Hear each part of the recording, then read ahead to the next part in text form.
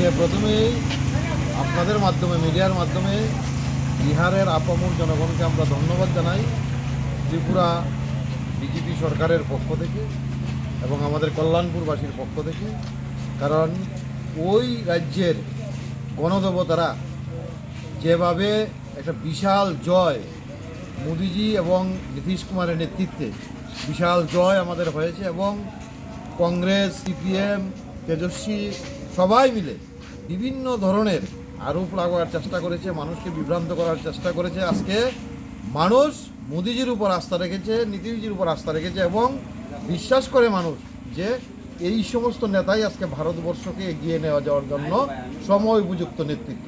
তাই মানুষ আজকে আমাদের এনডিএ জোটের পক্ষে বিশাল জয় এবং রেকর্ড, এটা বিগত দিনের রেকর্ড ছাপিয়ে আমরা একটা কথা বারবারই বলি, বিজেপির রেকর্ড বিজেপিই ভাঙতে পারে, অন্য কেউ পারে না। এবং মুখ্যম জবাব দিয়েছে, আছে কোথায় গিয়ে দাঁড়িয়েছে, বিরোধী দলনেতা টিকবে কি টিকবে না সেটাও নিশ্চিত নয়।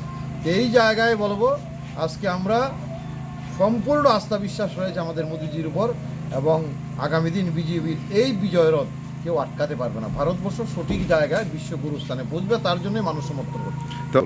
সময়ের অপেক্ষা। এই রাজ্যের মানুষও চাইছে পরিবর্তন, কিন্তু তৃণমূলের সন্ত্রাস, ভয়, হুমকি, ব্রিগেড তৈরি করে মানুষকে ভোটদানে বাধা দেওয়া। যাই হোক, এবার মানুষ সিদ্ধান্ত নিচ্ছে, সময়ে বলবে। কারণ ভারতীয় জনতা পার্টি কাজ করার মাধ্যমে বিশ্বাস করে এবং সময় মতো সেই রেজাল্ট পেয়ে যাবে।